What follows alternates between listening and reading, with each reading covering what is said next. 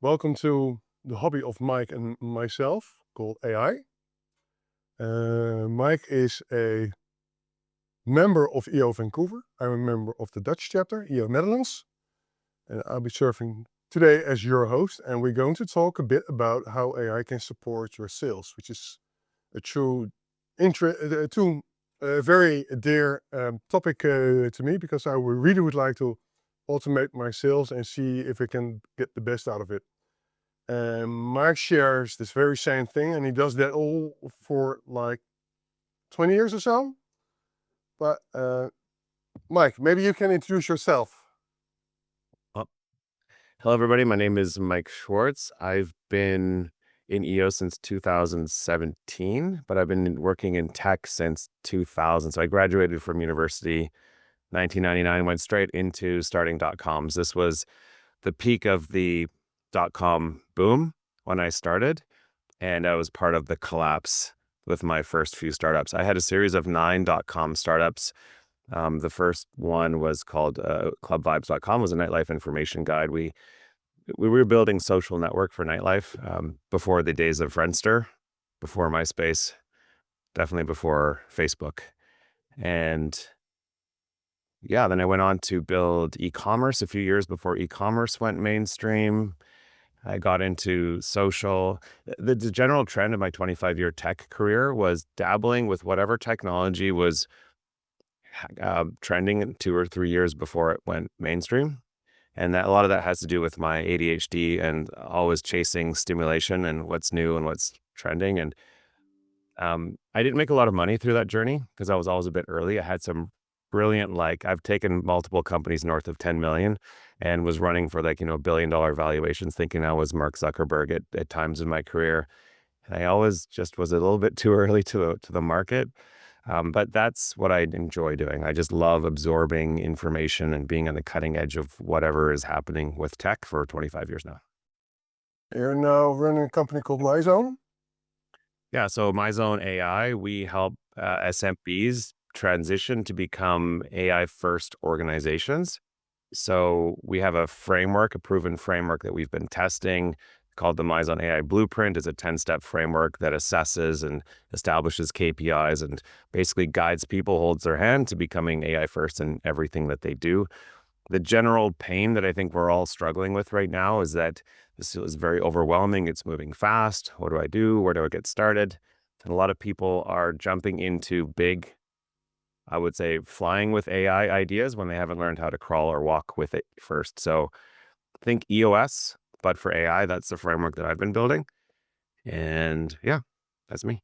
Why does AI in sales matter? I mean, AI matters for everything right now. And it's sales. It's the same thing, is that a sales rep who is fully AI enabled can 10x the output of somebody who's not. So it's all about efficiency, performance. And I also think it's about preparing for what comes next, because in order to be a 10x, to automate 90% of sales and 10x yourself is possible today. But in order to get there, you need to prepare your data, your systems, your thinking, your documentation. There's a lot of things that you need to learn, because what comes next is 100x. So getting to the 10x now is important because it forces you to prepare and learn all of the things that you need for what comes next, which is even bigger. But I say in some of my talks, this isn't like getting a 20, 30% advantage, like jumping onto a CRM versus people that are working off of email and spreadsheets. The AI in first sales rep that is crushing everything will destroy anybody who's not. And it's a matter of months, or like 1 or 2 years. If you're not doing this, you're obsolete as a sales rep, in my opinion. So we named this masterclass 10 how to 10x your sales, but wouldn't it be just fair to start with just try to double it and make baby steps, incremental steps until we can 10x it? Or should we go do a moonshot increase of our sales and do it by 10 by using the right AI tools? I think it's an incremental process in all aspects of professional services, including sales, marketing, software development. It's usually like first 20%, 50%, 1x, 2x, 3x, not jumping straight into 10. I don't think there is a magic bullet for that. I do think it's a bit of a journey. And we had a lot of hands go up earlier, people that are very obsessed with AI. And I think you'll know that the deeper you wade into this topic, the bigger you'll realize it is. There's a lot of learning steps along the way. So no, I don't think there's not a quick, easy solution for this, in my opinion. So it's incremental steps and just start. So why aren't companies not starting yet with automating or using AI to increase their sales? I think they are. I mean, just show of hands, how many of you are already using AI to improve your sales efficiency? Raise your hands. For me, it seems very common. But when I meet with them and drill down and start asking questions, they're usually focusing, most people are on automated lead generation, like automated drip email outreach. And that's those of you where that's 90% of what you consider AI for sales is automating the email messaging or the LinkedIn communications or something like that, raise your hands. That's a pretty common starting point for people. But there's so much more. Yeah. But that's still AI. It's just automation. Well, it's AI if we use AI to personalize one-to-one the outreach and to enrich the outreach process. So um, I've got a list here of what I consider full sales automation. That's lead generation, lead qualification, lead enrichment, quotation and proposal automation, speeding up the calls. So like a call like this, taking transcription to action. So transcription to email summaries, to tasks, or to updating your CRM based on transcripts, to wearing the pendants and doing that real time in-person meetings, sales training, and even like role playing, recruiting, and dynamic learning for your sales team. So start at the beginning. Yeah, lead For gen. instance, with how do you start with the lead generation? I think that's the first and foremost basic step to start with. Starting with sales. Yeah, I'll go through a few common starting points there. So um, AI is really good at analyzing your industry and looking for sales opportunities that you might not have thought of. So at the highest level of strategy, you might think you know what your ICP is, your ideal customer profile, who you're targeting, and you might have all sorts of assumptions that you've been going with. But AI is incredible at going out doing deep research on your competitors and saying, looking at who you're targeting and who are all of your competitors targeting, and are there opportunities that I might have missed? That's the first thing, is people usually have a couple blind spots. They're tunneled in somewhere. So the best way that I would do that is just running deep research agents. And you can run those agentically in the background using automations like make.com, N8N, other tools like that. So having sales intelligence that feeds you so that you're making the right strategic decisions about who you're targeting to generate your leads from, I think is important.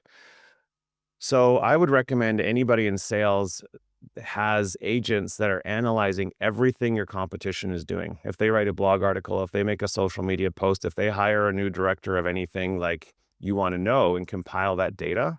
So building a knowledge base on everything that your competition is doing is one tool for that not a lot of people are doing. And then you can have AI analyze what your current strategies are, compare them to what your competitors are doing, and say, like, are there any blind spots or some new opportunities that I might be missing? Yeah. But you're already talking about agents. I think we should first start with the first step is defining the customer, and you can use all kinds of tools for that, and do research with the tools available. So Perplexity and also Google or OpenAI, you can use those and create these personas and take it from there. Yeah, and you can do all these things directly within these frontier models like ChatGPT or Gemini, Claude, Perplexity. Um, but what I was talking about there with agents is, like, if you build them in N8N and you can have them run on a cycle, like every 30 days, I want you to go out and do these things, come back, compile this data, put it into this Google Drive folder. Then you can have another agent that runs on a schedule. After you've compiled that from your top 5 competitors, it goes back and analyzes that, compares that to your existing sales strategy, and then looks for opportunities and then updates that in the Slack channel. That's something that you can sort of agentically do with N8N or make.com that kind of raises the bar. And what kind of solutions do you use? So N8N is the overarching, manager of the agents. What kind of tools do you use in this first phase? Yeah, so let's first of all define agent. So it's an evolving term, and most people are using it Yeah. incorrectly. So true AI agents, you give them a broad objective, and they set their own scaffolding and go off and come back until they work until they accomplish that objective. Write me a piece of software that accomplishes X, and they come back in 2 hours, and it's done. That's a true agent. Or deep research is a type of agent where you say, "Here's my objective. Go out and just keep researching, and then compile this report," and it thinks and comes back. Um, Once you get into the N8N and make.coms of the world, or the newer versions of Zapier, they're not truly agents. They're building workflow automation that taps into AI. Everyone's calling them agents, and for the sake of it, I'll also call them agents. But they have scaffolding, they have rules. So it's a combination of old school robotic process automation infused with intelligence. They're quote agents, but not in the technical term of AI. Are they truly agents? But everyone calls them agents, so we're going to call them agents as well. So I'd say 98% of people that I meet with are just working with the tools, with ChatGPT, with Perplexity. They're using the tools. The big unlock is once you find something that you have found success with in sales using ChatGPT, start to think like, ooh, if I could automate this and connect it with that and then automate it, and then, you know, that's where we start to build these sales agents that perform a wider range of agentic functions or workflow automation. So that's just a little example at the beginning, is getting your insight. Most of us don't do strategy, don't dig into our competitors, don't analyze the industry, don't look for trending new topics and products. And we tend to think we know what's going on. And we sell the same way to the same people that we usually have. And occasionally we might step back and try to look for new verticals. So if you have agents just working away in the background, looking for these new opportunities, like, ooh, this fidget spinner thing is trending in Asia, and we expect it's going to hit here in the next 3 months. You might want to develop a sales strategy for this market segment. It's like, I didn't even think about that because I've been so busy selling to I've always been selling to. AI is really good at analyzing these broader trends and finding those opportunities. And you can run that stuff agentically in the background quite easily. So you have like a senior sales market industry strategist looking out for you while you focus on what you've always been doing. So that's like starting at the highest level of strategy. That's one point I wanted to make. So what I was about to say. So you have this huge lake of potential clients, but at the end of the day, we do business with people. How can I, so I make my sales, I wrote my sales strategy. How can I make the next step? That's basically identifying potential customers at scale. Because if I got 100 or 20 customers, then I know them by heart. But if you want to do it at scale, that's something different. Well, another thing that I think gets adds to what you're talking about there. Forgive me, I think I understood 80% of that question. Um, like having AI analyze what you're already doing within your CRM, where you're seeing success, the leads that are closing. And this, I'm going to skip forward to lead enrichment. Well, I'm going to cover the CRM part after we enrich, because with lead enrichment, the more data you collect on your leads and your customers by having agents go out and get hundreds of data points on customers where you might have just had their name, their email, their company, their website.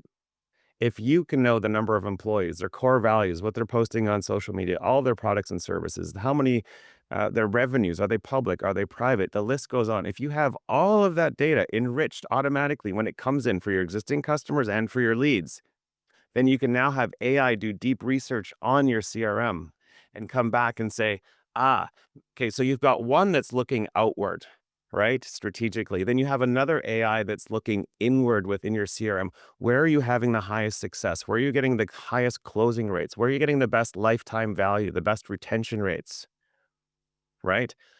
And when we're talking about AI looking and analyzing your CRM for opportunities and trends, you combine that intelligence with your outward intelligence, and then now you have an AI strategist on your shoulder.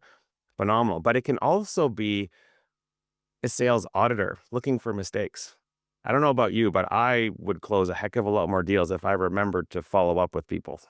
right? So you can have an agent that simply scans your CRM on a daily basis, looking for opportunities that you've missed, things that you were supposed to follow up on that you didn't, or even letting you know, like, this is a great opportunity. This is really high value. You should prioritize this differently than you currently are. Don't the current CRM systems provide these functionalities? Some of them do, a lot of them don't. It really depends on what plan and what package that you're on. So, uh, for example, you could be on a lightweight version of a package that doesn't have marketing automation built into it, and it's not included. But if you have API access to your CRM, you can build these things quite easily. That brings up the question of build versus buy. I've seen many situations where, say, I'll give an example. It's not sales, but it's related. I had a client that just recently progressed over to NetSuite. And on their previous financial platform, they had automation of scanning invoices and putting them into their ledger automatically, but that wasn't included with NetSuite. But because we had API access to NetSuite, we were able to build a quick agent that did that for them and saved them $1,200 a month in NetSuite licensing fees. So things have changed. You know, if you asked me 2 years ago, build versus buy, I'm like, are you crazy? Just buy. But the cost of building things has dropped 10x in the last 12 months. So suddenly things that you thought you might need to buy as a license upgrade within your HubSpot or your Salesforce, suddenly it's like, you know what? I can build this for $500 with N8N and just plug into the API. So that's As long as another, there's an API available.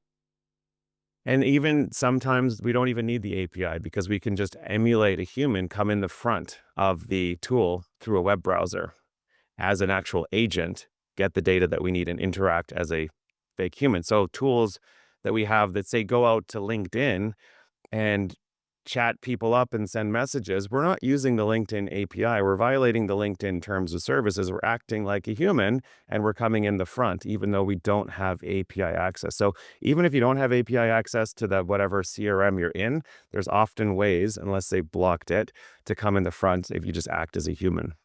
Yeah.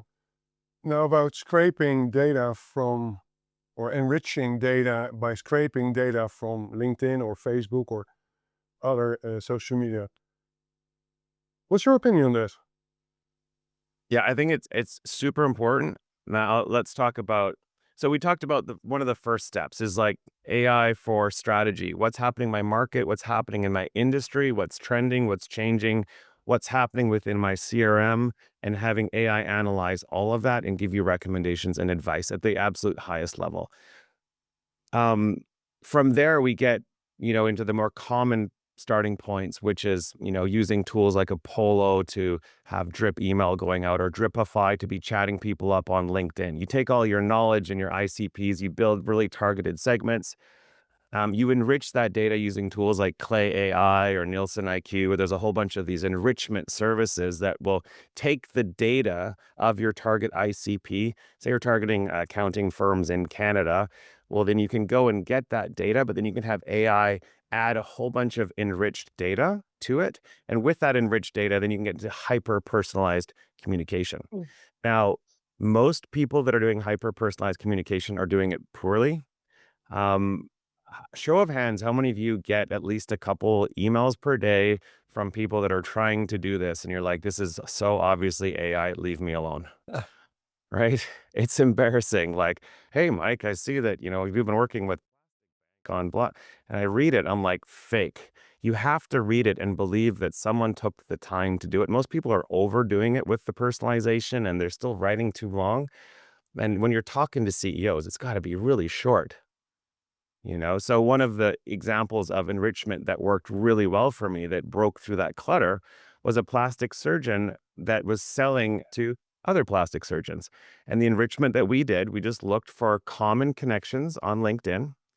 And then we said, hey, Dr. So-and-so, I've been working with, and then we found the people that we were already working with that were in common on LinkedIn. I've been working with so-and-so and this doctor and thought it would be great to connect with you.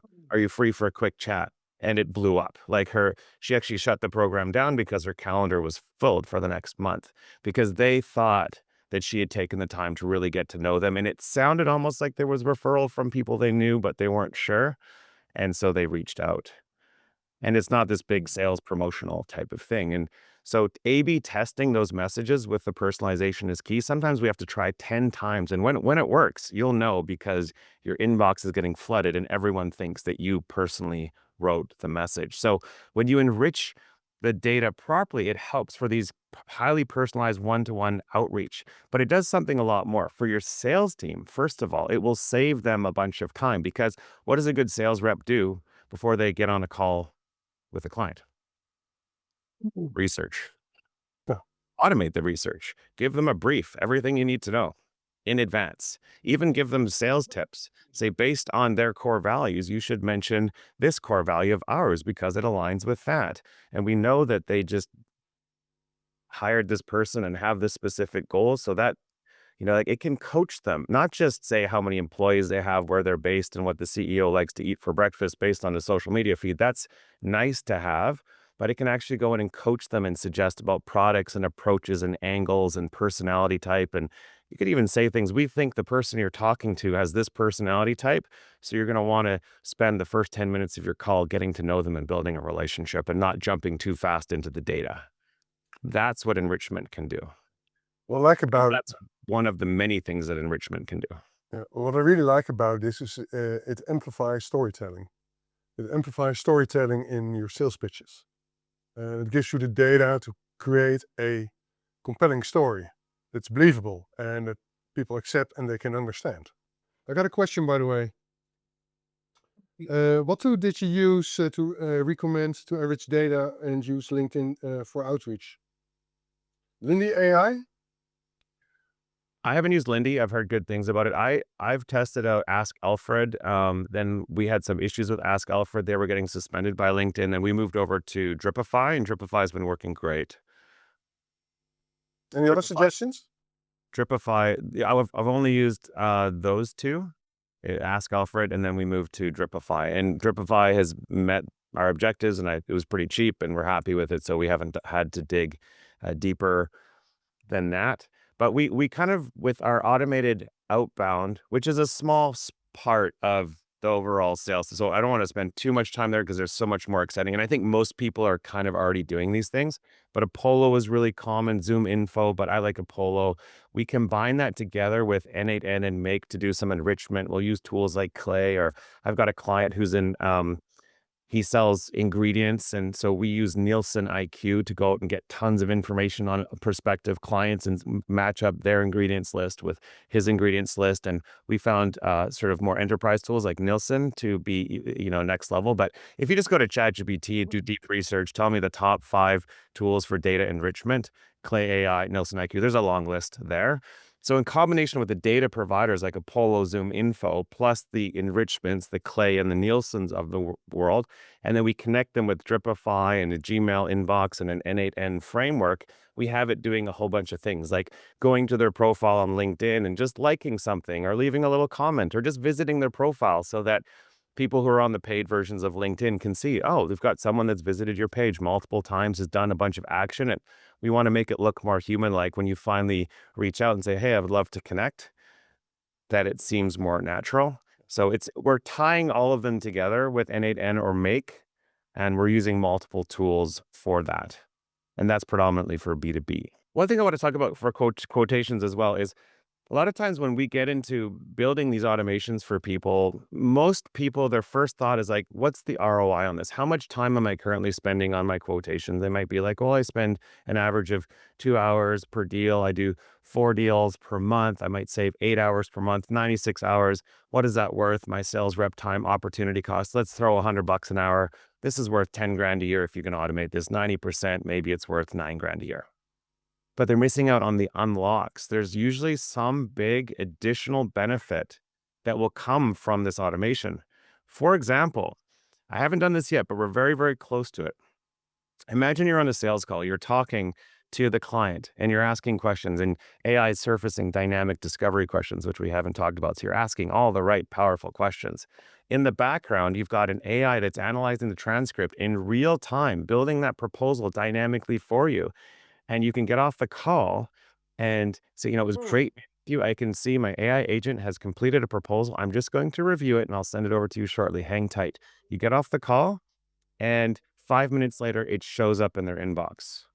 So it's not just about the $9,000 a year in labor cost savings. What happens to your conversion rate when the proposal that used to take 1 or 2 days to arrive shows up in 5 minutes? Or even better, you get to walk through it together live on the call. So when you're looking at the ROI of these things, think of that's a question I always ask at the end. It's not just the ROI in terms of cost, labor, time savings. It's like, does this unlock something new that could fundamentally change? Like for timeless furniture, everybody else in the industry takes weeks before they will quote on a $20,000 custom couch. If we can get this to a point that they can quote in 10 minutes while you're on a call with a human, they're going to destroy the industry. Same here for They'll lighting and design. Very same thing. So quotes that took for weeks now are, well, less than a day. yeah. So what is your experience in terms of success rate? So this approach versus the old approach. The thing that salespeople enjoy the most, I mean, we're not talking about business development reps, people that are doing lead generation, or people that are combing through contracts looking for discrepancies. Those are administrative roles, but the real high value roles that are very hard to replace. And in my agency, you're looking at the only sales rep I have. I spend maybe 20, 30% of my time doing sales. I have no sales reps. Why? Because the most valuable piece is the charismatic CEO that cares and can build an authentic connection with your customer. Incredibly hard to replace. Now, if you can automate the 98% around that and just have you or your best, most seasoned salesperson there, I think that's where the value is, because I see a lot of people like, oh, I need to hire this big sales team. I'm like, do you? Can you not just automate all of this and you stay in that seat for as long as possible? And also, when you hire somebody who's really talented as you are, somebody who's senior, like six-figure plus wage, that loves closing, think of how much easier it is to get them excited for that role if they get to come in and just close and just do what they do best and not have to touch any of the before and after stuff, because these are completely different skill sets. One is like, can you chat people up, twinkle on your toes, and dynamically evolve and build authentic relationships? Over here, it's like, how good are you with administrative processes? Like a lot of people think, well, if I'm going to go and automate everything with AI, I don't want that. I want to have a real authentic human connection with my customers. There's a lot of backlash too with AI. A lot of people are losing their jobs. I think you're going to see this AI Luddite movement build momentum, where the seamstresses started burning factories in the whenever that was, 1800s through the Industrial Revolution. We're going to see that now. And if you're not an AI company like me, you got to be careful where you slap AI on things, because people feel like that's lazy. They think it's slop. They think it's taking jobs. People in the creative space think you're stealing IP. There's a lot of negatives that come with it, but it's totally safe and fine to do if it's all happening on the background and people don't know about it. And then you free up your most valuable people to spend more time with your customers, with your employees, with your partners, with your investors. So this should be about making having more time for human connection. Which brings me to the next section, goal insights and in particular coaching. One thing that I really like is do simulations, prepare the sales force before they go out and do a bit of Q&A, and sometimes we do a bit of role play. So I'll be the buyer and the other guy is the sales guy, and we do a little bit of role play. And the objective is to get better salespeople and coach them in how they formulate a sales call and sales pitch and how they do it. How can AI play a role in there? This is so much fun. I remember, so I do a lot of public speaking, and it's new for me in the last 2 or 3 years, and I still get super nervous before my talks. So do I. I remember I was flying to meet Dan McDonald, EO Edmonton, speaking at BIS Safety, and I'd never spoken to a SaaS company before. I'm like, these guys must be brilliant with AI. They're all software developers. What do I know? And I've been studying more the strategy and leadership side. And I was really nervous for that meeting. I remember uh, probably a half an hour chat on the taxi cab ride from the airport to his office before the talk. And I had AI acting as Dan and his team, and just started drilling me with questions. And I got to practice all of the questions that expected would happen in that meeting. And it was right. I got to practice all the questions. So when I showed up, I was ready. And the ones where it did ask a few questions that I was like, I hadn't thought about that one. I'm like, okay, break out a character, help me prepare for that question. What more do I need to know? And then I would have this back and forth conversation. Okay, I'm ready for this question. So I use it to try to, because I speak at different industries. Like I just flew to Montreal to meet with Tiger 21, which is like ultra high net worth people. And I hadn't spoken to that audience before. I'm like, what are they going to be asking? And what does it do? And What do they ask? yeah. So, and then I'm just chatting. I'm using advanced voice mode and I'm saying, I want you to act as, and I'm giving it lots of context, stay in character and hit me hard with questions to make sure that I'm prepared. I remember too, when I just took my entire presentation for Tiger 21 and I uploaded it and I said, I want you to critique this, pretend that you are a Tiger 21 member and let me know your feedback from my slides and my notes. And in advance, it gave incredible feedback. And I went back and reworked my whole presentation. I had things in the wrong order. And so, yeah, I know there's third-party tools out there. I just haven't found the need yet to actually build agents or buy or license a tool that will do this, because I found it works when I just say ChatGPT, give it context. This is what I'm doing. This is who I'm talking to. This is my target audience. Get into this role. I want you to help me role play so that I'm prepared for this pitch. Stay in character, and then I just chat back and forth with it. That's all that I'm doing, both on the proposals, like the written proposals, and then preparing for speaking. So And it's I love basically it. a prompt consisting of 4 parts. It's the context, and you give as much context as possible, the role of your potential buyer or your audience. Interview me 1 question at a time, so I can simulate a call. Yeah, and I can share this afterwards. I like create better than crit. Create, we stands for context, role, examples, ask me questions. T, what's the task? And then E is enhance, or an iterative process. I can send that out afterwards, but yeah, the most important is loading up with lots of context. I want you to act as the CEO of this company. And to provide more context, please go out there and research as much as you can about this company and the CEO and come back and tell me everything that you know. Okay, comes back, you're adding more context. Now act in the role as the CEO, and I'm going to practice my pitch, and I want you to be as critical as possible about my pitch, helping me. Pro tip, use the LinkedIn profile, the person that you're interviewing. Oh, Put it in there. GPT-5 thinking will go out and look at 200 different resources. It will come back on a detailed report of that individual that you're pitching. So how did it work out for you in Montreal? It was great. Phenomenal. Perfect pitch. Yeah, and quite often I'll be going through something like for public speaking. I'll go in there saying you're missing a hook. You need something in the first 5 minutes that grabs their attention and makes them wait to the end, so you can or your pitch isn't cohesive. You started here and you finished here, but it needs to have a story and a wrap up, and it gets into the nuance of like. For me, like it can get into the nuance of public speaking, and not being a professional public speaker, not having gone to any courses. I can tell you that when I've had it act as a professional public speaker that writes scripts for this specific same purpose as me and to be critical, like it teaches me stuff. I'm like, wow, I was thinking about spending 15 grand and going to that EO university on public speaking, but I think Global Speakers Academy. yeah, I think this chatbot just solved my need in 5 minutes. That saves you like $8,000. Yeah. One more thing on that. So you've got the role play, which is really important. And think too, sometimes I used to do sales training, you'd have your sales reps, you put them on the spot. Like, let's do some role playing. I'll be the customer, you be the guy pitching, and vice versa. That's what I did. Really hard, especially for juniors or newbies, right? When you set up the right role-playing environment and they get to get slaughtered behind the scenes while talking to an AI agent, they're not worried. They'll be as vulnerable as possible. You're not there. You're not listening. So I think people show up differently, and they'll, like let them practice this stuff in the privacy of their own homes, and you'll just get much better adoption. But then you can also do testing, all right? So you can have a proven framework, and then you can create like a custom agent or even a GPT. Go through. We're going to practice your pitching. At the end, you get a score, and so you can grade. You can what gets measured gets done. You can have little AI agents that will measure the success. So practice in the privacy of your home, but when you're ready, come back, practice here live. We're going to give you a score, and we're going to see actually quantify how my sales team is performing. But you can also then that's preparing.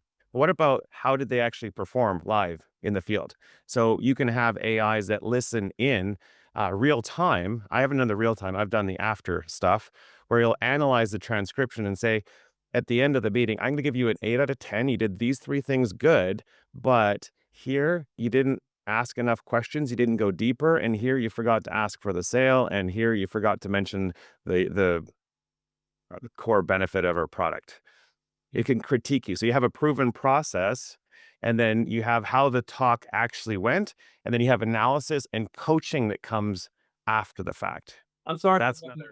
Do you have to tell the person that your salesperson goes out and you're recording this? Is it legally? Do you have to tell someone? How does that work? I've thought about that, but is that Well, I do all my sales pitches over Zoom for the most part, and you can always just see the record button, and this meeting is being recorded, so I haven't had that issue. I don't have my pendant on here, but if I was meeting somebody in person, I wear the pendant loud and proud with the white light on, and then I'll make it a conversation topic saying all of this is going to be recorded. Is that okay? I always make sure people know they're being recorded. In Canada, you don't have to, as long as one person knows that the conversation is being recorded. It's fully legal, but that feels ethically unfair. So I would always disclose it. It's also polite just to mention it. Yeah. And It's that's a good information. conversation starter as well. Yeah. And there's some great hardware solutions to do that. And it's a great talking piece, to be Yeah. honest. So I use this limitless, that pendant. It's mine actually. I need to reboot it. I didn't back it up for a while. And Another it ran out question? of How memory. have salespeople responded to that, to being recorded, and anybody else in the group? I mean, how's that gone for people? I mean, every meeting we have is automatically recorded, and they know that. We also, with that, we automatically summarize the recording and post it into the correct Slack channel. Could we keep a log of every single communication with every single lead or existing client so that we can go back into that Slack channel and analyze things? And we don't just include the summary. That's one thing. Talking about like using AI to build a knowledge base on your prospects and clients is very important. But what a lot of people do is they'll get off the sales call, they'll have some sort of AI transcription tool that will create a summary, and then they might copy and paste that summary into an email or into a Slack channel, and they're done. Future AI is going to want to see the video because they want to know facial expressions, tone of voice. So make sure you're saving those videos, back them up. I pay like $100 a month, and I haven't even run out of my terabytes of storage that come with the Zoom. But then I also include the full transcript and the summary and a link to the video in the correct Slack channel for every conversation that happens with every client or prospect. And it all happens automatically. So I have an agent that runs in the background that connects with Zoom. When the Zoom call is over, it analyzes it, figures out who it's with and what it's about, and then it will do that for me.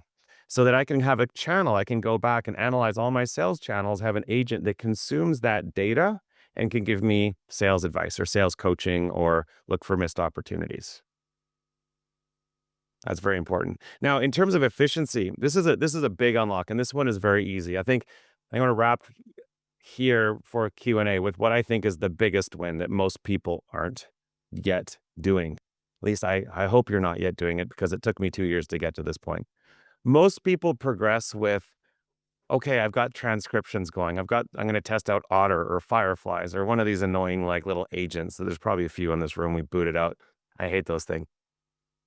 And then they might play around with that and try a few different tools. But usually what they end up doing is they will take some sort of transcription. Hopefully you all have transcriptions running in your sales meetings.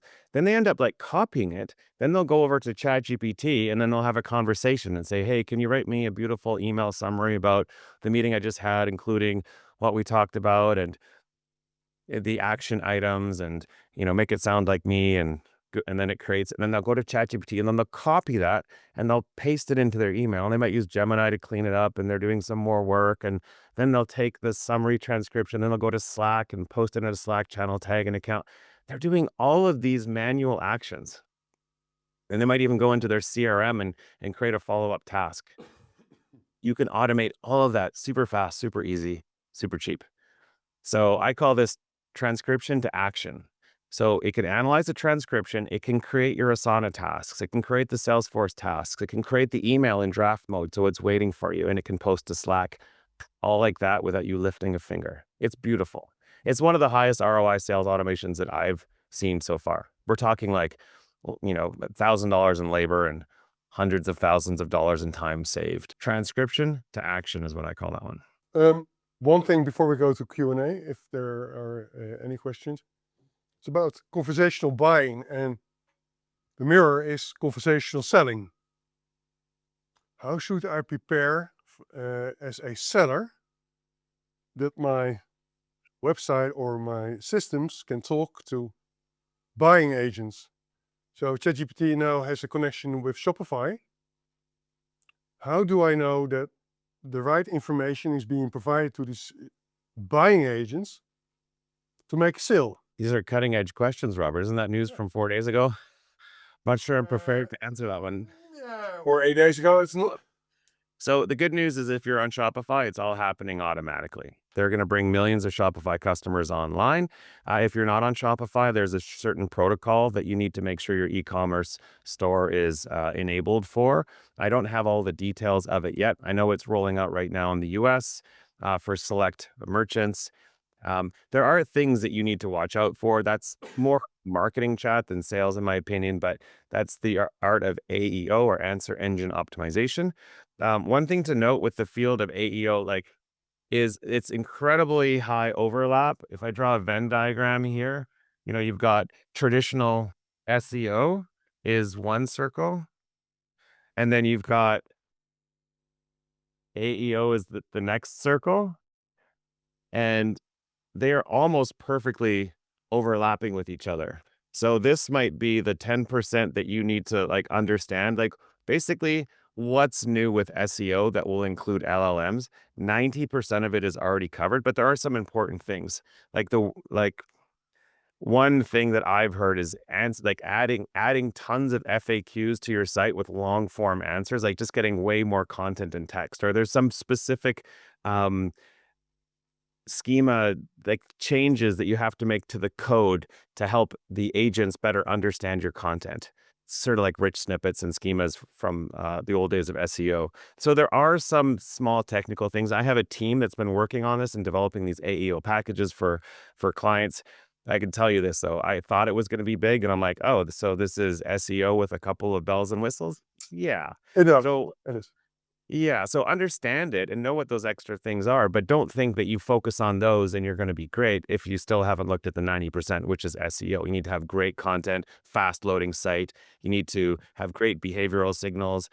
But there's one thing we found that can game the AEO system right now. Like in the early days of SEO, we could game Google by loading up keywords, publishing weak content, buying links. Those days are gone with Google, but there's still some fun holes right now with AEO. And one of them is AEO likes to look at third-party references, not so much just what's on your site. So we found that if we write an article and push it out on a PR newswire, and we get a whole bunch of those random low-value citations around the web for something, it very quickly changes our rankings within the LLMs. It's something we've been testing. And I don't know how long that window will be open, but you can kind of gamify the chatbot rankings or how you show up in the LLMs. But there's tools we use a product called Gumshoe AI. So the old days, you want to track how you're ranking in Google. Now you want to track how are you showing up for specific terms. So there, I think we pay I think I can. Remind me, I'll try to get you guys a code. I think I have some sort of affiliate discount link or something for Gumshoe AI. But what it does is you can say, these are the 10 most important terms related to my business, and it will ping the top 3 LLMs and see how you show up in the results and who else, like your competitors that are showing up, because they don't usually just give one answer. And then it charts and graphs that over time. So you can see as you're making tweaks to your site, how you're actually showing up in those LLMs. Mike, what do I need to do tomorrow? Where do I need to start? Have a conversation with AI and first of all, get your entire sales process nicely documented.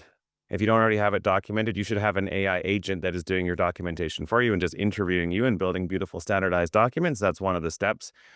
But assuming you have beautiful documentation of your entire sales process, I would then have AI act as take the transcript of this call too as context, load this all up into a project, call it your sales advisor project in ChatGPT, and say, your goal is I want you to act as a senior AI sales advisor and to keep looking at my existing processes and come up with recommendations on what I can do to improve, how I can leverage AI to improve my sales process, looking for quick, easy wins, and have a conversation with AI, load it up with context, including this chat, your sales process, and just pick one thing that has the highest ROI, get it done, and move on to the next. There's so many little things. But if I had to pick one thing to start, you want to nail transcription to action, quick, high ROI.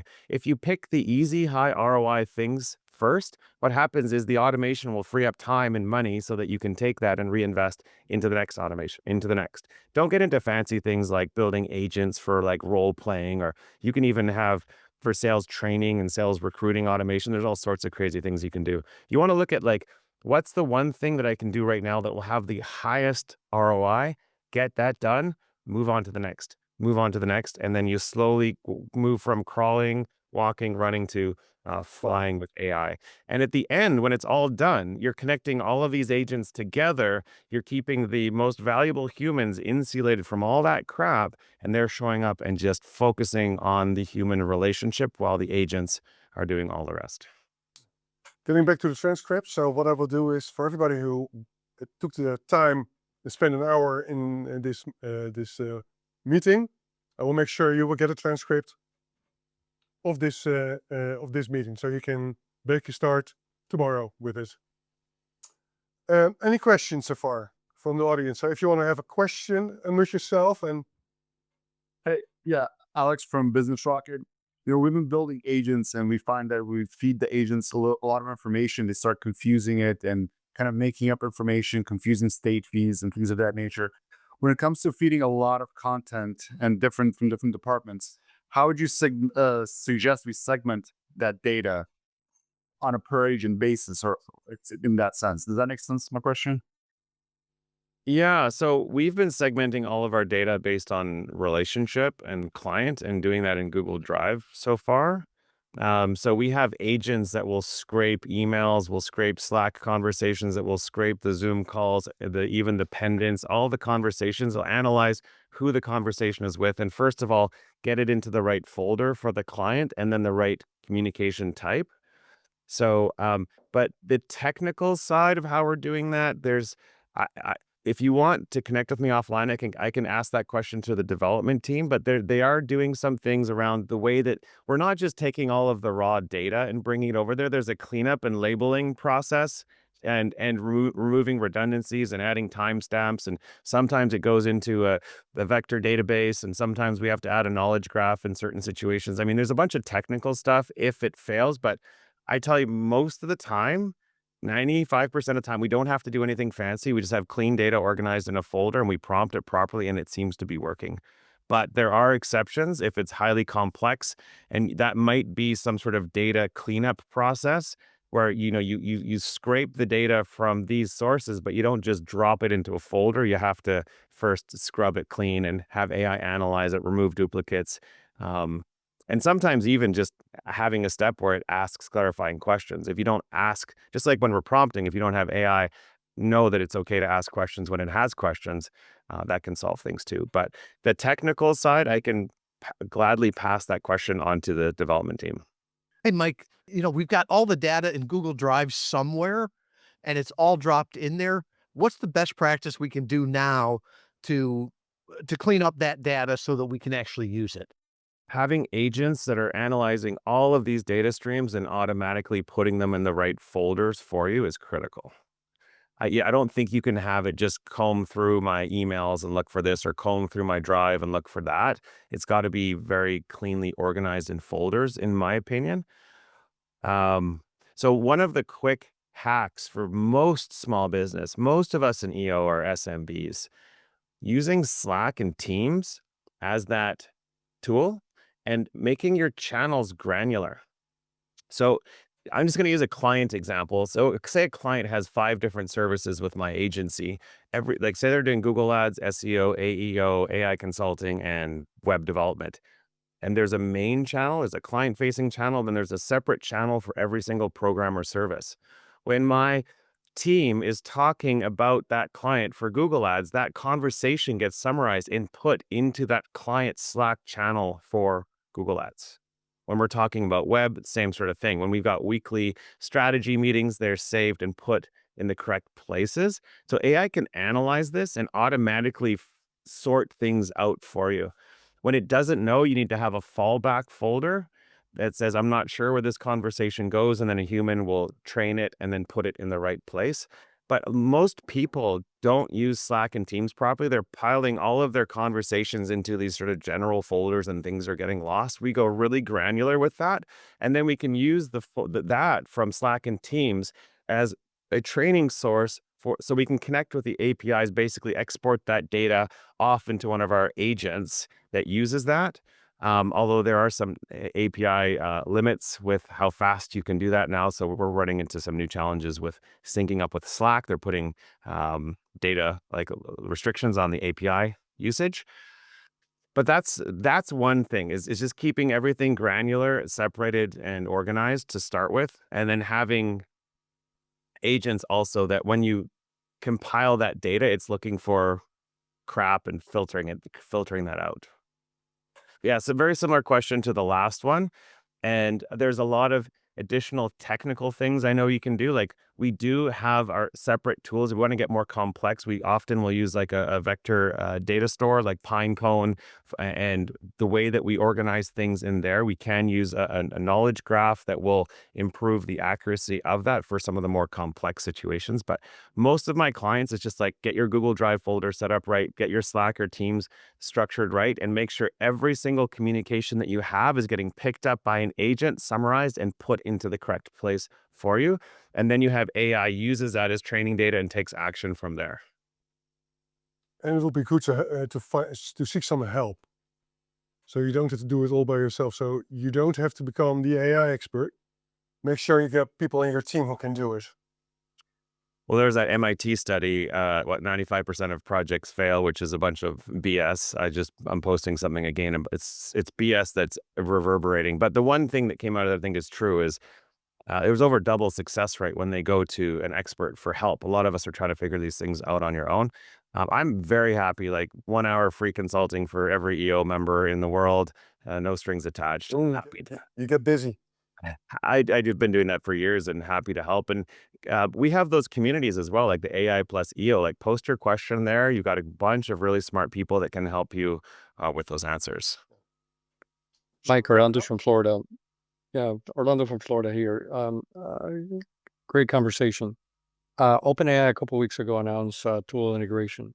And that they have now agentics, hooks to actually make things work. Do you think that is prudent with the stack shifting so dramatically so soon to make big investments in developing, code into N10 or Make and things like this? I wonder to what extent those may become obsolete. And maybe I'm suffering from paralysis a little bit, but when the stack shifts so much, how do you know that you're making the right bet? Amazing question. And this is probably the topic that we have debated the most internally over the last 6 months, right there, Orlando. What makes it harder too is the cost of software development just keeps dropping. And most people haven't figured that out yet. Our most senior developer right now, he's about 13x faster than he was 18 months ago, 13 times. He's building, $500,000 applications for $40,000 sort of thing. Most people haven't figured that out yet. Most developers are in the sort of 1 to 4x. So as the cost of software development drops, then we are constantly debating what is the future for Make and N8N, and they keep launching like new great features. We saw Gemini Enterprise come out. I posted that one a few days ago. If you look at now, you can just have conversations with Gemini and it will automatically build these workflows for you. And you've got Agent Builder with ChatGPT. Long story short, what we're talking about here, if you're not super familiar with, is the way that we automate today just seems to be changing incredibly fast. And how do you know what technology to invest in when 6 months later these things could be obsolete? That's the core question. I think we're in the transition stage right now from these workflow tools and agent builders. We're very, very close to scrapping all that and moving 100% to Cursor AI, Claude 4.5, or Codex, and just not vibe coding, but AI agentically coding everything. We're building enterprise applications. Like, it's no longer vibe coding simple things. Like, we're building millions of lines of code and we're just talking to agents and giving them the right scaffolding. I think that's where this ends up. And right now, that's only accessible to a small group of people that have figured it out. And I think that will soon hit the masses. And I really question the future of N8 and Make.com in a world like that. Okay, let's, Mike, thanks. Let's wrap it up.